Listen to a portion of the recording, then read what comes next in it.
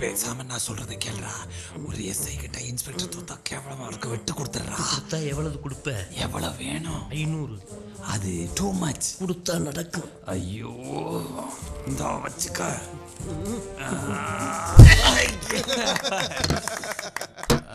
டேய் என்ன துரும்பு நினைச்சியே, நான் எறும்புடா. இல்ல இரும்புடா. யார் அது? அன்னைக்கு கொலை நடந்த இடத்துல இருந்தது இவர்தான் சார். ஓ இவனா? உன் தலைவன் யாரு? உன் கும்பல்ல எத்தனை பேர் இருக்காங்க?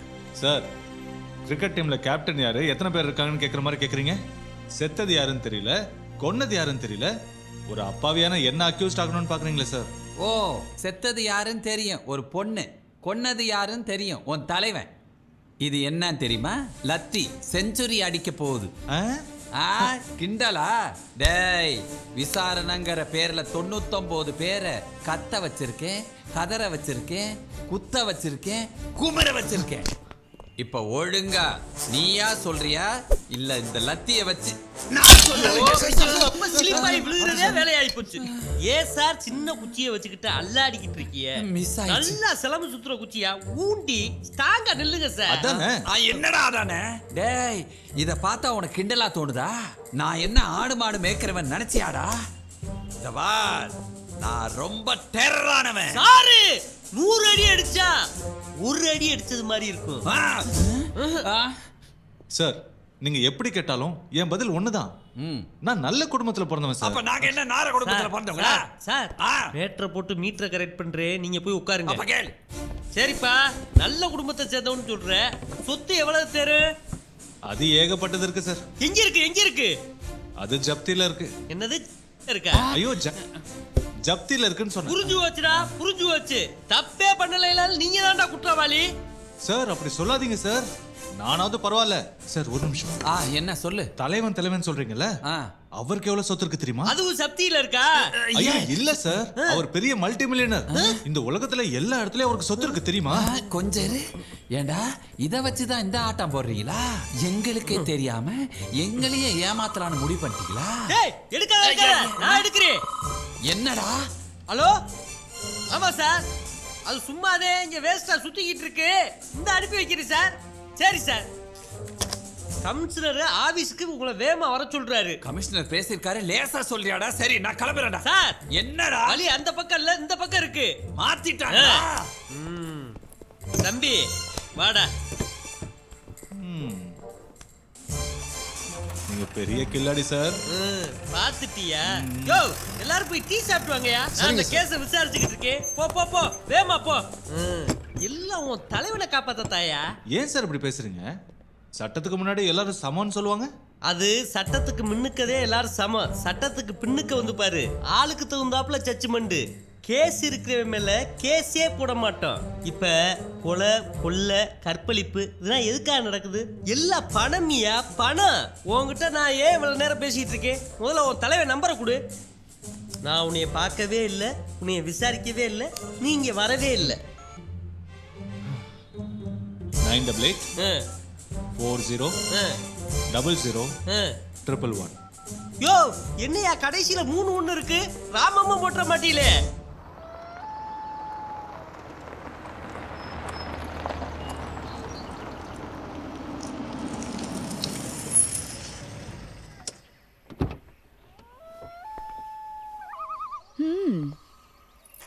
நல்லதா இருக்கு. டிஃப்ரெண்ட். ஜீனியஸ் எல்லாம் இருக்கக்கூடிய இடம் மாதிரி தான் இருக்கு.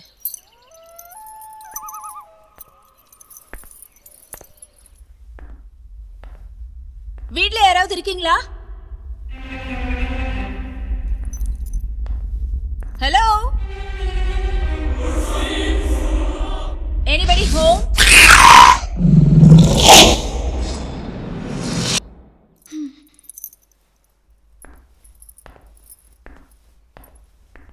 Excuse me. என்ன தேடியா வந்தீங்க? நீங்க மிஸ்டர் வில்லியம் டிசோசா? எஸ். நான் தாரா, ராஜுவோட கசின். ஓ யா. சூரியமூர்த்தி சார் பொண்ணு இல்ல? ஆமா.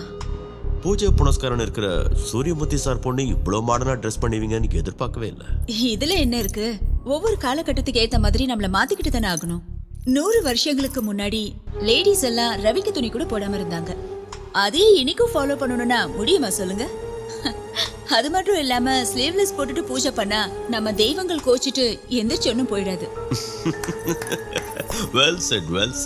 ராஜு சொல்லியிருக்கான் நீங்க ஒரு வித்தியாசமான பொண்ணு, அதனாலதான் உங்களை பார்க்கணும்னு சொல்லியிருந்தேன். நீங்க ஏதோ பூஜையில இருக்கீங்க, அது முடிஞ்ச பிறகுதான் வருவீங்கன்னு ராஜு சொன்னா. நான் தான் சொல்லியிருந்தேன், நாளையோட இந்த பூஜை எல்லாம் முடிய போகுது. வாரம் மாங்காடு கோயிலுக்கு போவேன். எது தவறுனாலும் இது மட்டும் தவறாது. சரி, இவ்வளவு தூரம் வந்துட்டோமே, சாரியும் பார்த்துட்டு போயிடலான்னு தான் இங்க வந்தேன். ரொம்ப தேங்க்ஸ். என்னை பார்க்க இவ்வளவு தூரம் வருவீங்கன்னு நினைக்கல. அது சரி, என்ன பூஜை அது?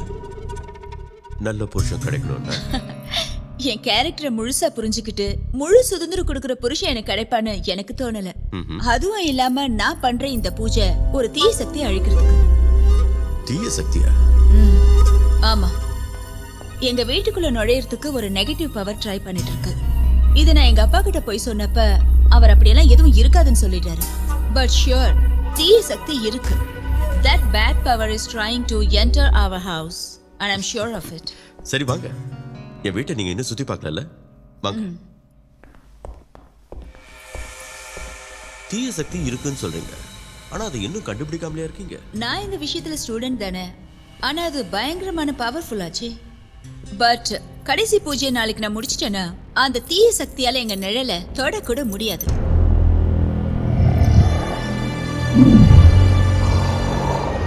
It is a fantastic place, sir. இந்த இடத்தை எப்படி கண்டுபிடிச்சீங்க? என்ன சார் யோசிச்சுட்டு இருக்கீங்க? இல்ல, நீங்க பண்ற பூஜையை பார்க்கணும் போல இருக்கு. ஐயோ, என்ன தவிர வேற யாரும் அந்த பூஜையில இருக்கவே கூடாது. இல்ல, சில பெண் சாமியார்கள் நிர்வாண பூஜை பண்றதா கேள்விப்பட்டிருக்கேன். அந்த மாதிரி அதர்வன வேதத்துல இந்த மாதிரி நிர்வாண பூஜை பண்றத பத்தி நான் கேள்விப்பட்டிருக்கேன். பட் இந்த பூஜை அப்படி இல்ல. இது எல்லாத்தையும் விட சிறப்பான ஒரு பூஜைன்னு சொல்லலாம். காளி சர்ப்ப பூஜை, இத நடன பூஜைன்னு சொல்லலாம். இது பூர்த்தி ஆயிடுச்சுன்னா அந்த தீய சக்தி அழிய போறதும் உறுதியாயிடும்.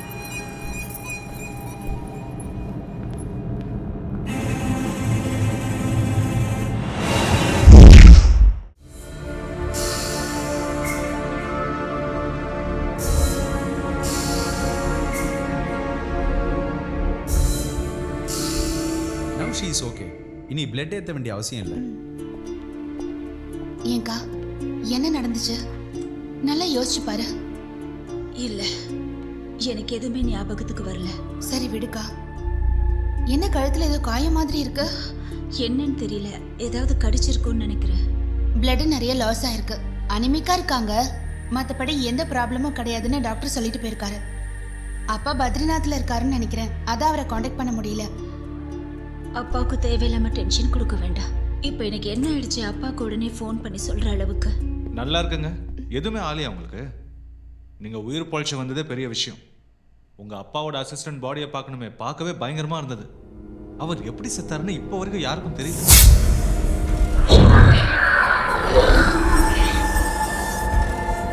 இப்படி ஒரு கேஸ் வந்தா போலீஸ்க்கு இன்ஃபார்ம் பண்ணணுமேங்கிறதுக்காக தான் நான் உங்களுக்கு இன்ஃபார்ம் பண்ணேன். ஆனா இந்த டிராகுலா அது இதுங்கிறதெல்லாம் என்னால் நம்பவே முடியல. இந்த மாதிரியான விஷயங்களை டிஸ்கஸ் பண்றது அவ்வளவா சரியில்லைன்னு எனக்கு தோணுது. டாக்டர் அப்படிலாம் சொல்லி இதை ஒதுக்கிட முடியாது. இந்த மாதிரியான விஷயத்துல ஒரு சயின்ஸ் இருக்கு. உங்களை மாதிரியான டாக்டர் இது நம்பாமையே இருக்கலாம், ஏன் மூட நம்பிக்கைன்னு கூட சொல்லலாம். உங்க வாதத்துக்கு 4 பேர் சப்போர்ட் பண்ணலாம், ஆனா அது உண்மை கிடையாது. சரி சரி ஏசி சார், இதை பத்தி நீங்க என்ன சொல்றீங்க? ஆனா சொல்லப்பா. ஆக்சுவலா நானும் டாக்டர் மாதிரி தான். ஆரம்பத்தில் இந்த விஷயத்தை நம்பவே இல்லை, பட் இப்போ நம்பி தான் ஆக வேண்டியிருக்கு. அப்படி போடு. மெடிக்கல் ரிப்போர்ட் படிச்சு பார்த்ததுல பிளட் நிறைய லாஸ் ஆயிருக்கு. எல்லாமே கழுத்துல ஏற்பட்ட காயம் மூலமா தான் லாஸ் ஆயிருக்கு. ஸோ இது எப்படி ஏற்பட்டுச்சுன்னு உங்களாலையும் சொல்ல முடியல. ஹோட்டல் லிஃப்ட்ல இறந்து போன பொண்ணு, என் குழந்தை ஸ்டெல்லாவோட கழுத்துல ஏற்பட்ட காயம், அதோட ரொமானியால இருந்து வந்த பிஷப்ஸும் பால் ராபின்சனும் சொன்ன விஷயங்கள், இது எல்லாத்துக்கும் மேல நேற்று ராத்திரி சுவாமிஜியோட அசிஸ்டன்ட் ரொம்ப கொடூரமான முறையில் கொலை செய்யப்பட்டிருக்காரு. இது எல்லாத்தையும் பார்க்கும்போது there is something wrong somewhere. கரெக்டா சொன்ன டாக்டர். அவங்க அனுபவிக்கும் போது தான் இந்த மாதிரியான விஷயத்தெல்லாம் நம்பிக்கை வரும். இல்லன்னா கட்டுக்கதைகளை நினைச்சு இதெல்லாம் ஓரமா ஒதுக்க தான் தோணும். நீங்க என்ன வேணாலும் நினைச்சீங்க. சூரிய மறையறதுக்கு முன்னாடி கார்லிக் ஃப்ளவர்ஸும் காட்டு ரோஜாக்களும் தாராவோட ரூம்ல வைக்கிறதுக்கு பெர்மிஷன் கொடுங்க. இல்லன்னா தாராவோட உயிருக்கு ஆபத்தாயிடும். அவ இருக்கிற ரூம் கதவு ஜன்னல் எல்லாம் சாத்தியே ஆகணும். சார் இது கவர்மெண்ட் ஹாஸ்பிட்டல் சார். நீங்க சொல்ற மாதிரி செஞ்சா ஏன் மேல ஆக்ஷன் எடுப்பாங்க சார். நீங்க அனுமதி தராம அந்த பொண்ணு உயிருக்கு ஏதாவது ஆபத்து வந்ததுன்னா அது நாங்க இருக்கோம். என்ன இவ்வளவு சொல்லி யோசிக்கலாரு. ஓகே, நீங்க என்ன வேணாலும் செஞ்சுக்கோங்க, ஆனா எனக்கு தெரியாத மாதிரி வச்சுக்கோங்க. ECG ரிப்போர்ட் எடுத்தாச்சா? எடுத்தாச்சு மேடம். டியூட்டி ரூம்ல வச்சு. ஓகே.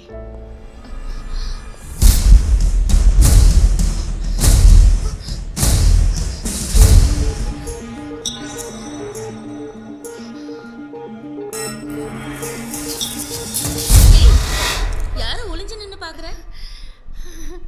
இல்ல சும்மாதான். உங்க அக்கா இப்ப பரவாயில்லையா?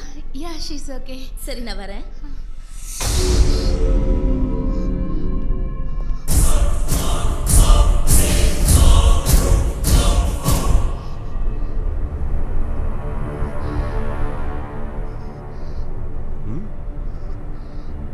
ப்ளீஸ்.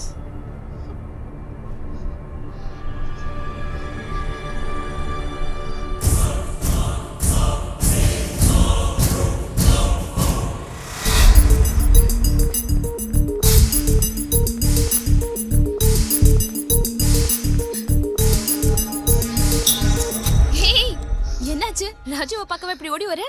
ராஜு வந்திருக்காரா? உள்ளதா இருக்காரு. போய் பாரு. இந்த வார்டுக்கு போயிட்டு வந்துடுறேன். வாங்க ராஜு. என்ன திடீர்னு? சும்மா உன்னை பார்க்கணும் போல தோணுச்சு. என்ன மூச்சு வாங்குது? சே ஒன்றும் இல்லை. பொய் சொல்லாத. உன் முகத்தை பார்த்தாலே தெரியுதே. ஏன் டல்லா இருக்க? அது வந்து ப்ரொஃபசர் வில்லியம் டிசோசாவை பார்த்தேன். டிசோசா சாரை பாத்தியா? எங்க வச்சு? இப்போ கொஞ்ச நேரத்துக்கு முன்னாடி காரிடார்ல வச்சு. பைத்தியம் மாதிரி பேசாத. அவர் வீட்ல இருக்காரு. இப்பதானே நான் அவர்கிட்ட போன்ல பேசினேன். அப்படின்னா நான் பார்த்தது ஏதாவது கனவு கண்டிருப்பேன். கனவு கண்டனா? பகல் கனவுலயும் வராரா? என்ன நீயா பேசுற? 2-3 நாளாவே உங்ககிட்ட என் மனசை உறுத்திட்டு இருக்கிற ஒரு விஷயத்த சொல்லணும்னு நினைச்சிட்டு இருக்கேன். என்ன விஷயம்? தினம் ராத்திரி எனக்கு கெட்ட கனவா வந்துட்டு இருக்கு. உனக்கு வந்த கனவுல எனக்கு 2 கொம்பு முளைச்சிருந்ததோ? இல்ல ராஜு, அந்த மாதிரி கனவுலாம் எதுவும் வரல. நான் உன்கிட்ட ஒரு விஷயத்த மறைச்சிட்டேன். அன்னைக்கு நான் உன் கூட ரெஸ்டாரண்ட்ல மீட் பண்ணல. உன்னோட பாஸ் வில்லியம் டிசோசா அவர் தான் என் கனவுல வந்துகிட்டே இருக்காரு. இது நல்லா இருக்கே. சூட்டும் கோட்டும் போட்டுட்டு வெளிநாட்டுல இருந்து ஒருத்தன் ஸ்மார்ட்டா வந்துட்டா என்ன கனவுல இருந்து மாத்திருவியா? சும்மா இருங்க, விளையாடாதீங்க. அந்த கனவு வரதுனால நான் எவ்வளவு அவஸ்தைப்படுறேன் தெரியுமா? நீங்க அதை கொஞ்சம் கூட சீரியஸா எடுத்துக்க மாட்டேங்கிறீங்களே. இப்ப என்ன சொல்லிட்டேன் அழகு? நான் சும்மா உன்கிட்ட விளையாடினேன். உன் கனவுல எத்தனை ஹீரோ வந்துட்டு போனாலும் சரி, நிஜ வாழ்க்கையில என்னைக்குமே நான் தான் உன் ஹீரோ. இது டியூட்டி ரூம். நான் இல்லைன்னு சொல்லலையே. நானும் டியூட்டி தானே பாக்குறேன்.